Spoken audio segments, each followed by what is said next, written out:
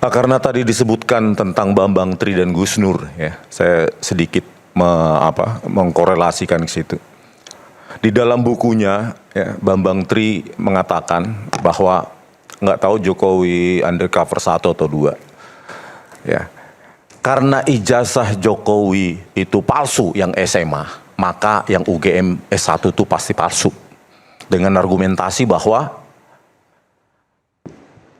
stempel pada ijazah pada saat Pak Jokowi atau rekannya itu lulus, itu tidak ada tulisan SMA Negeri 6 Surakarta.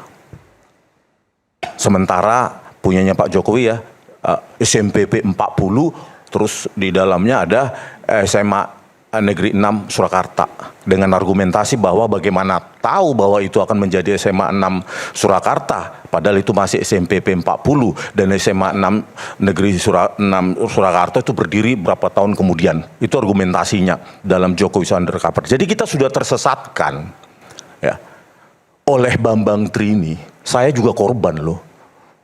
Saya korban tersesatkan oleh Bambang Tri. Kenapa? Coba ditanyakan Michael Sinaga yang kemarin jadi saksi. Kami mencari narasumber yang disebutkan di buku Jokowi undercover itu. Kami mendapatkan bahwa dia yang masuk karena narasumber itu sempit gangnya, jadi cuma 1 mobil. Saya tunggu di Indomaret. Ini kalau mau jujur ya, Michael Sinaga pasti jujur karena saya punya filenya, tapi saya nggak punya wewenang untuk menampilkan itu. Jadi di situ difoto oleh Michael Sinaga, ya, yang narasumber yang satu SMA, satu kelas dengan Pak Jokowi, dan di situ ada stempel basah SMPP 40 dalam kurung SMA Negeri 6. Saya nggak tahu persis SMA N atau SMA Negeri 6 Surakarta. Karena saya nggak punya hak untuk menampilkan, saya nggak tampilkan di sini. Artinya apa?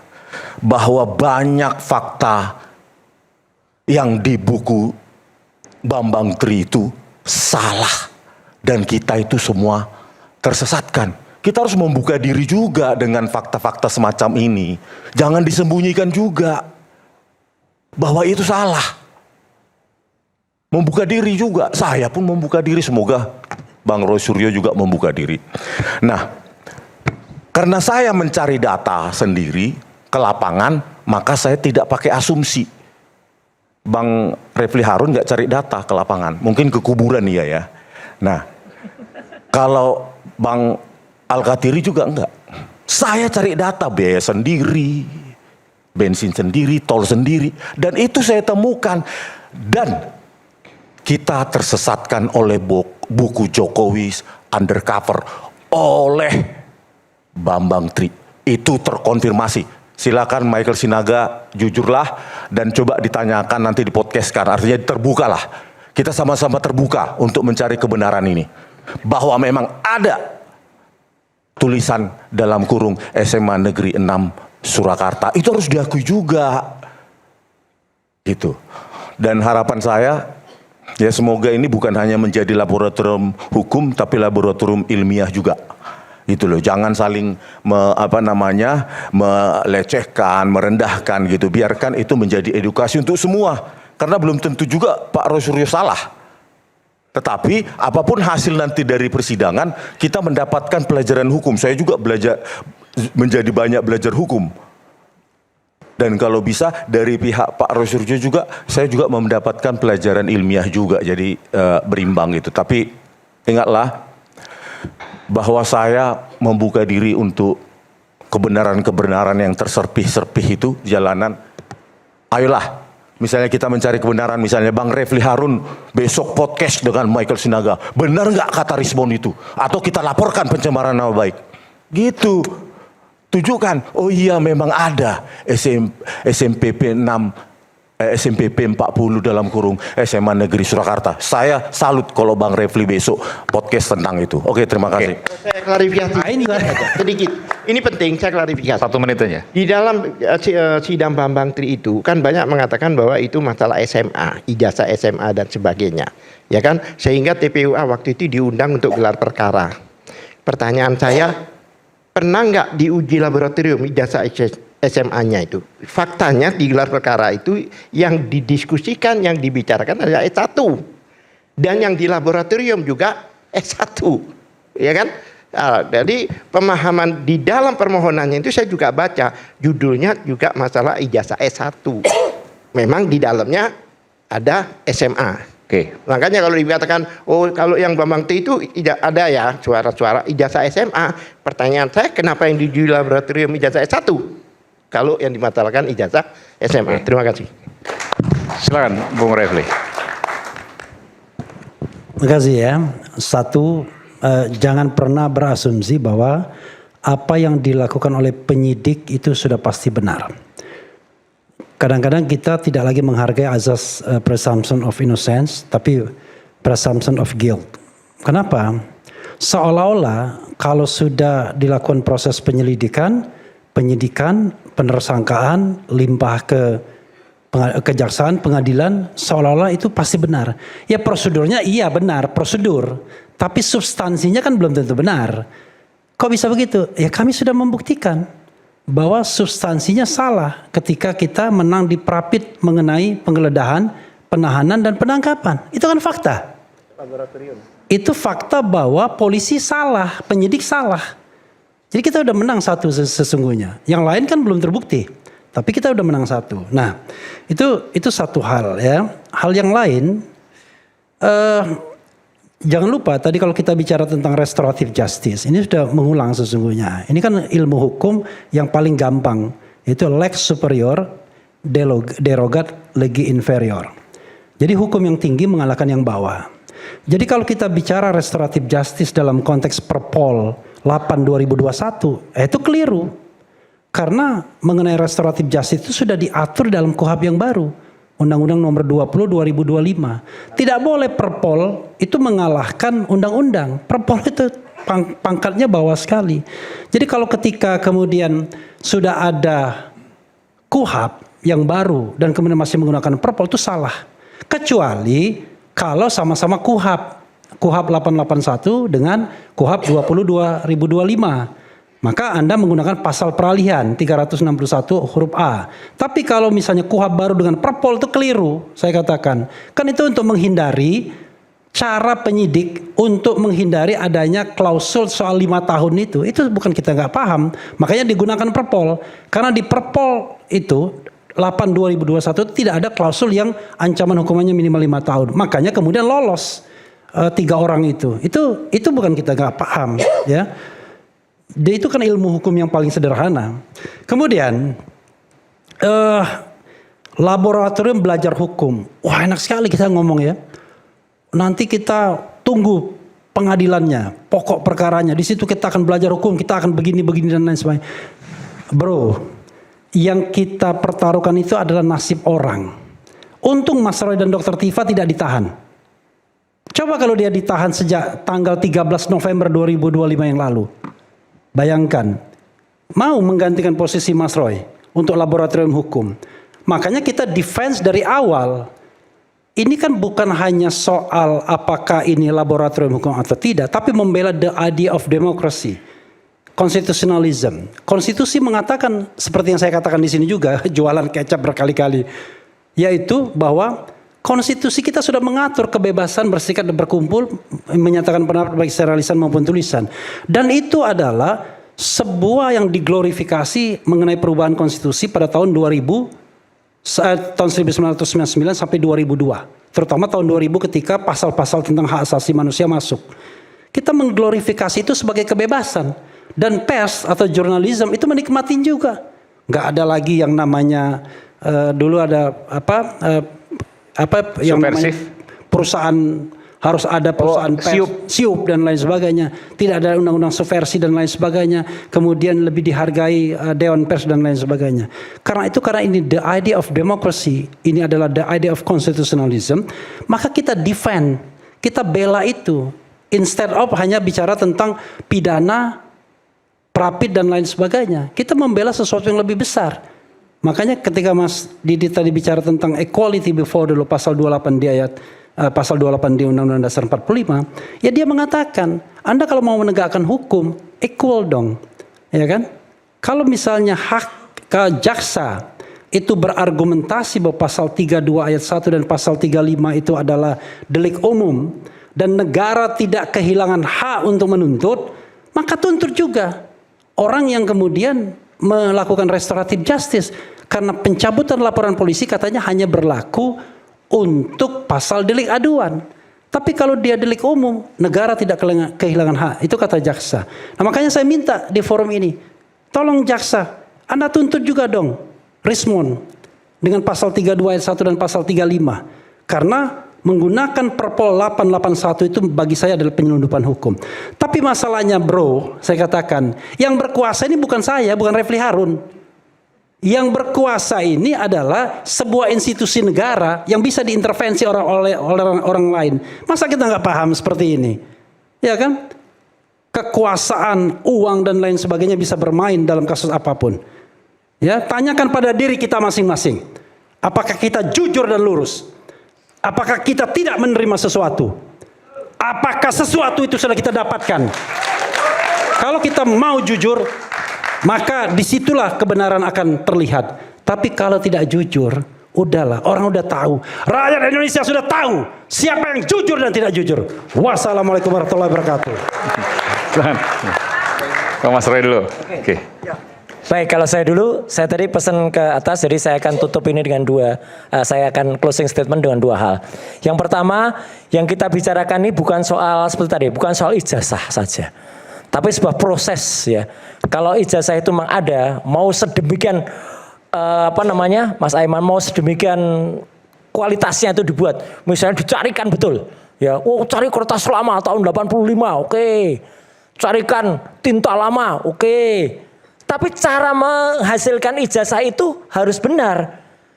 Misalnya, apakah benar Jokowi itu kuliah mulai dari masuk? Apakah benar harian kedaulatan rakyat itu pada tanggal, kebetulan saya hafal betul karena itu tanggal ulang tahun saya, 18 Juli tahun 80 itu. Baru ulang tahun berarti. Selamat ulang tahun Mas Roy ya. Apakah memang itu tertulis poso atau puasa? Itu ada udah salah.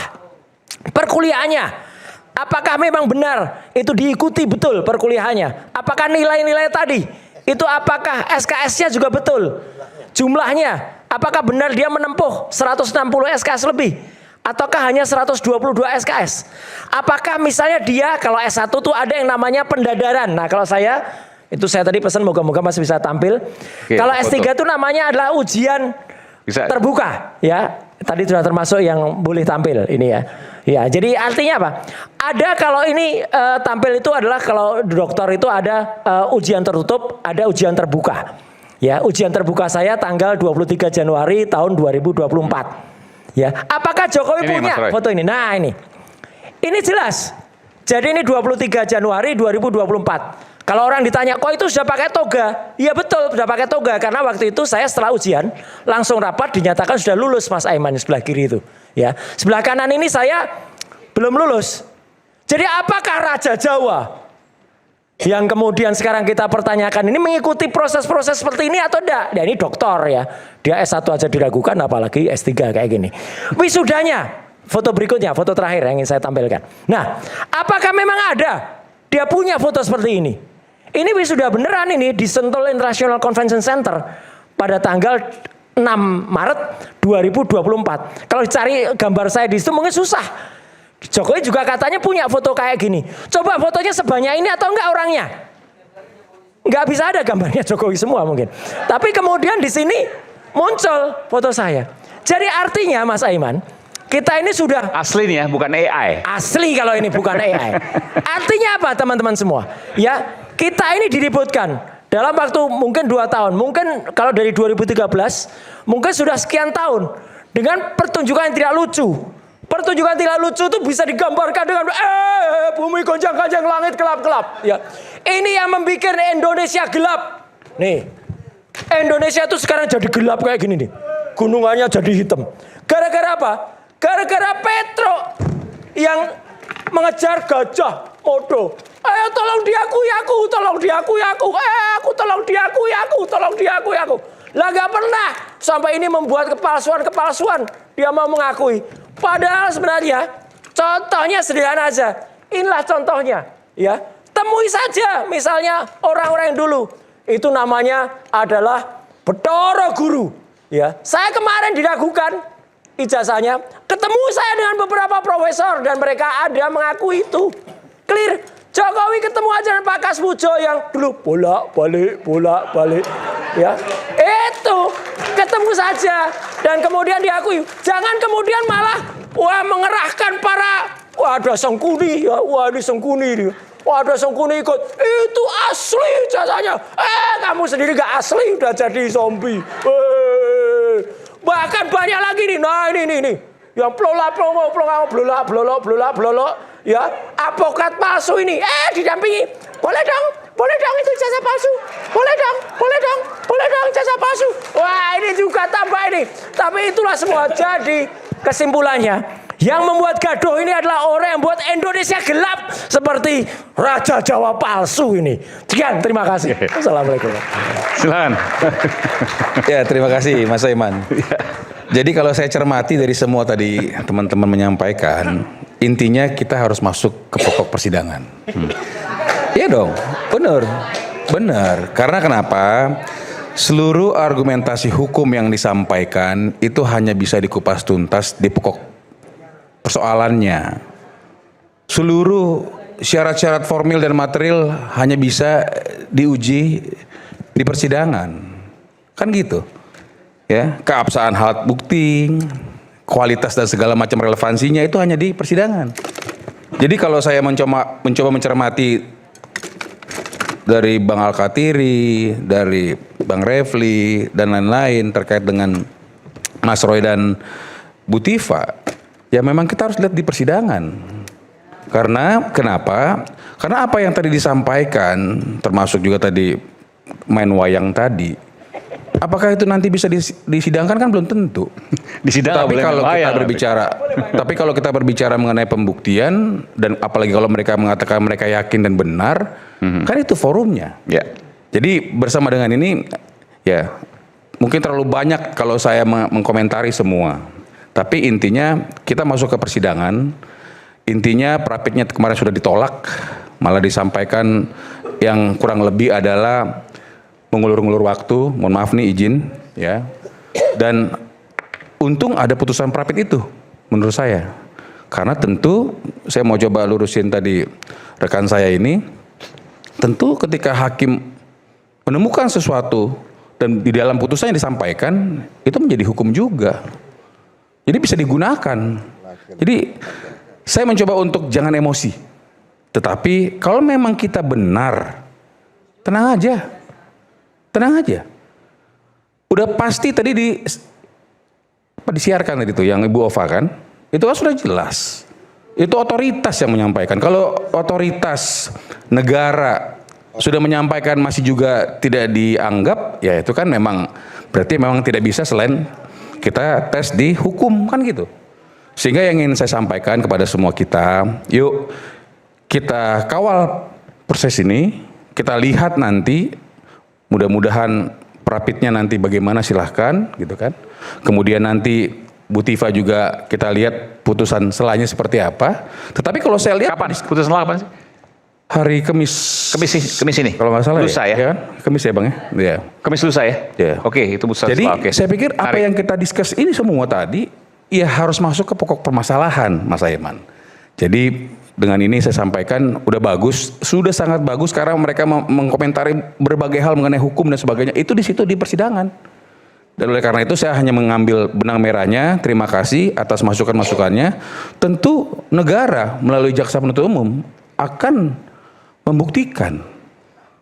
Dan Mas Roy dan Bu Tifa tentu akan diberikan kesempatan berdasarkan hukum untuk membuktikan dalilnya. Sehingga siapa yang mendalilkan dia harus membuktikan. Dan oleh karena itu kita tunggu dan saya rasa ya udah bagus lah malam ini. Terima kasih. Baik, terima kasih. Dan di ruang sidang nanti kita akan menunggu ada adu opini, adu bukti, hingga adu keyakinan. Kita akan simak sama-sama nanti dan Ainus akan menyiarkan dan mengawal prosesnya, baik pra peradilan maupun persidangannya. Termasuk nanti juga termasuk sidangnya Mas Roy, yang nggak tahu kapan tapi. Betul. Oke, nanti kita akan tunggu sama-sama. Dan jangan salah loh, Prapit yang kemarin ditolak itu baru satu Prapit dan itu hanya pasal 32 itu tidak menggugurkan Prapit-Prapit yang lain. Besok ada Prapit yang baru. Ada Prapit.